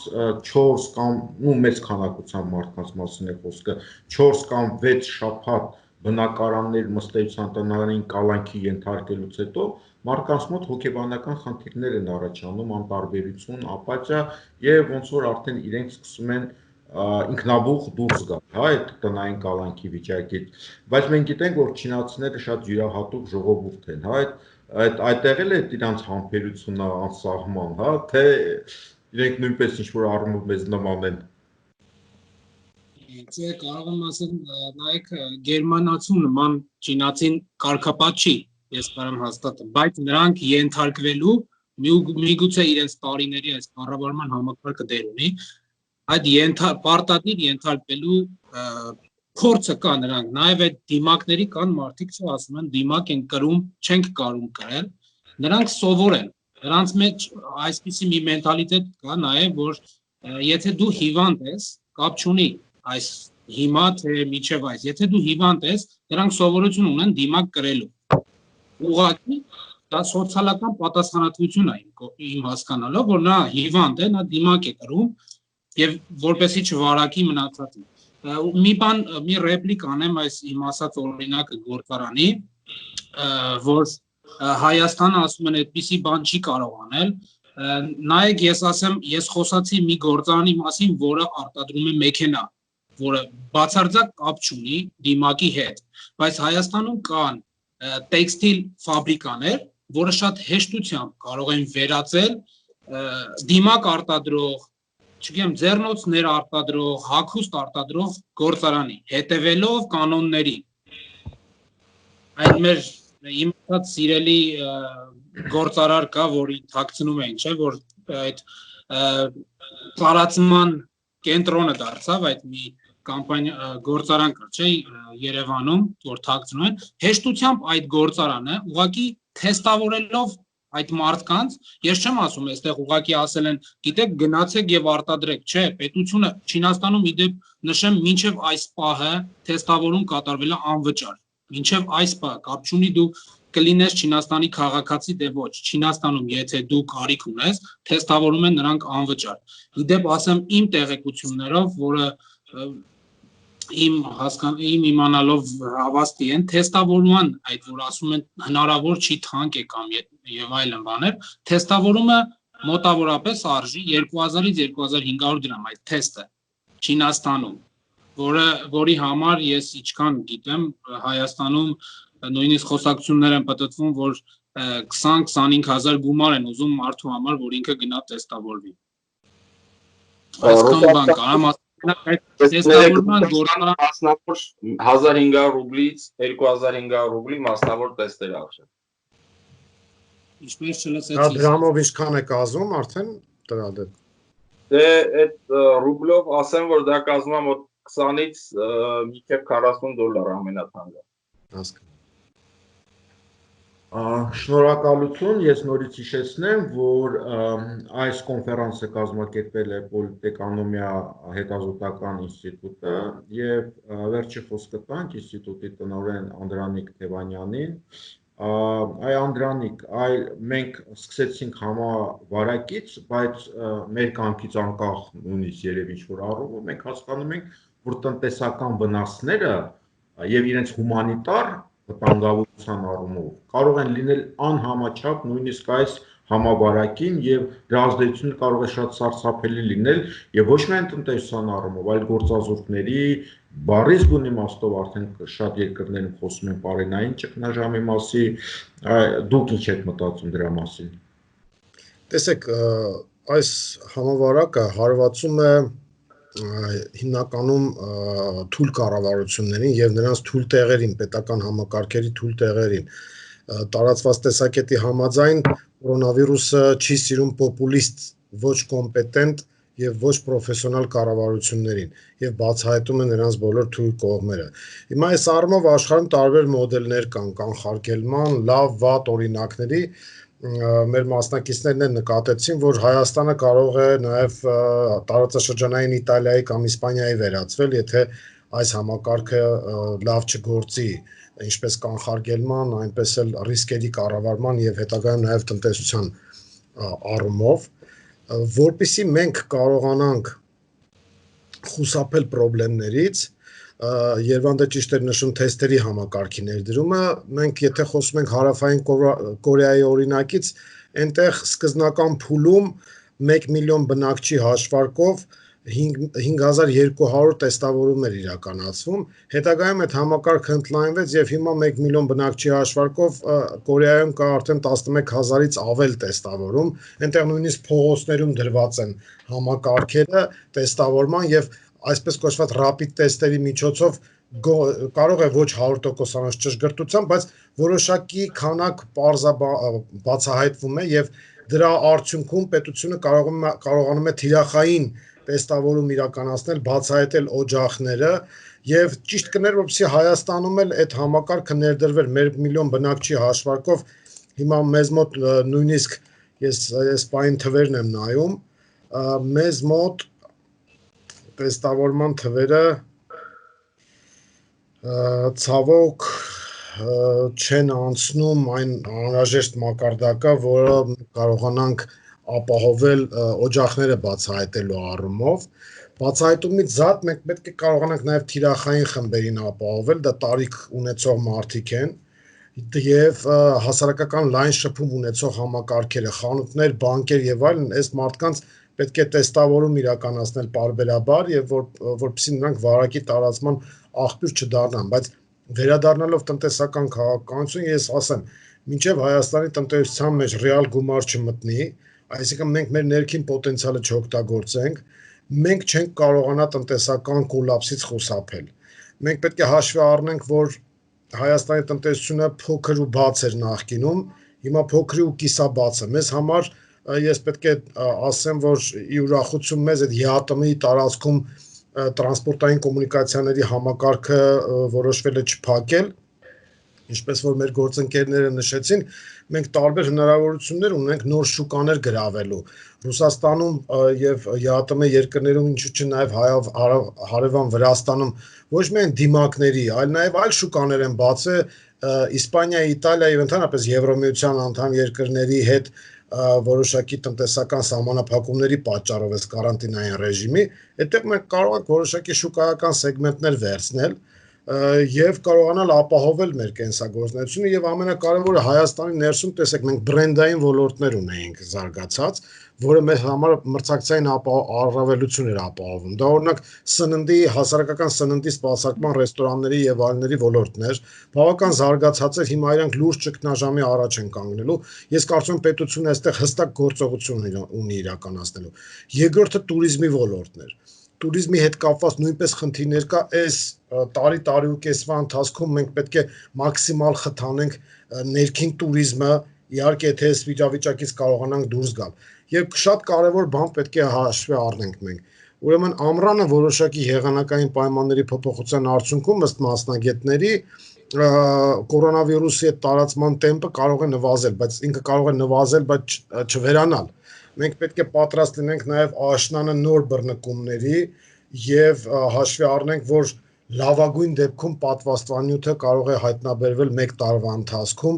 Այդ ընթացքում մենք պետք է կարողանանք ռիսկերի կառավարում իրականացնել թե տնտեսական, թե առողջապահական, բայց կրկնում եմ դրա համար շատ կարևոր է կոմպետենտ, պրոֆեսիոնալ եւ հասարակությունը մոբիլիզացնող կառավարման համակարգի ներդրումը եւ կառավարման այդ արժեհամակարգային նոր մոտեցում է, այստեղ կորոնավիրուսը ոչ միայն համակարգերին է հարվածում, այլ նաեւ արժեքներ է փոխում, ինքը արժեհամակարգային խնդիր է առաջացնում, եւ պատահական չէ, որ արևմտյան դեմոկրատիաները փաստորեն պարտվում են արևելյան ավտորիտար ռեժիմներին այս առումով, այստեղ նույնպես բալանս գտնելու խնդիր կա մարդու իրավունքների եւ փունջի մեջ, այսինքն կյանքի իրավունքը եւ նրա ազատությունների իրավունքը, շատ կարեւոր է բալանս գտնելը։ Եվ ես կարծում եմ, որ հայաստանյան պայմաններում, երբ որ մենք մոնոէթնիկ, հաստատի 100%-ով գրեթե մոնոէթնիկ երկիր ենք, կարող ենք մոբիլիզացվել եւ չի կարելի թույլ տալ այդ պառակտումներն ու հակադրությունները, որ այսօր կա, եւ ես կարծում եմ, որ այդ մեր հակաճգնաժամային ծրագրում մենք նշել ենք դրա մասին, ես կարծում եմ, որ վաղ թե ուշ Հայաստանի քաղաքական եւ հասարակական օրակարգում առաջնային է դառնալու ազգային համաձայնության նոր կառավարության ձեռավորումը, որովհետեւ առանց այդ ազգային համաձայնության մթնոլորտի, առանց պրոֆեսիոնալների ներգրավման եւ առանց հակաճգնաժամային արդյունավետ եւ գործուն ծրագրի Հայաստանը բավական լուրջ խնդիրների առաջ է կանգնելու, իսկ այն համակարգը, որ այսօր մեզ մոտ կա, ես տեսնում եմ, որ ինքը պատրաստ չէ եւ համարժեք չէ այն ներքին ու արտաքին մարտահրավերներին, որը ունի Հայաստանը, ցավոք սրան ավելանում է նաև անվտանգության խնդիրը, մենք օրերս տեսանք, որ փաստորեն Ղարաբաղի հարցում փուլային տարբերակի մասին է խոսք գնացի այս ընթացքում եւ մեր հասարակությունից դա թաքցրել են։ Ես կարծում եմ, որ այս բոլոր խնդիրները ունենալով հանդերձ մենք շատ կարևորագույն խնդիր պետք է լուծենք։ Մենք պետք է լուծենք հանրային մոբիլիզացիա եւ ռեսուրսների արդյունավետ օգտագործում, իսկ դա հնարավոր է միայն ազգային համաձայնության նոր կառավարության պայմաններում եւ ես կարծում եմ սա արդեն քաղաքական խնդիր է, որը մեր հետագա քննարկումների առարկա կարող է դառնալ։ Շնորհակալություն։ Շնորհակալություն բոլոր մասնակիցներին շատ հետաքրքիր եւ կարեւոր քննարկման համար։ Նման քննարկումները Պոլիտէկոնոմիա հետազոտական ինստիտուտը շարունակելու է եւ լինելու են եւ քաղաքական, եւ տնտեսական, եւ այլ կարևոր հնչեղություն ունեցող խնդիրներ եւ այս կոնֆերանսները լինելու են շարունակական։ Շնորհակալություն ձեզ բոլորին, մինչեւ նոր հանդիպում։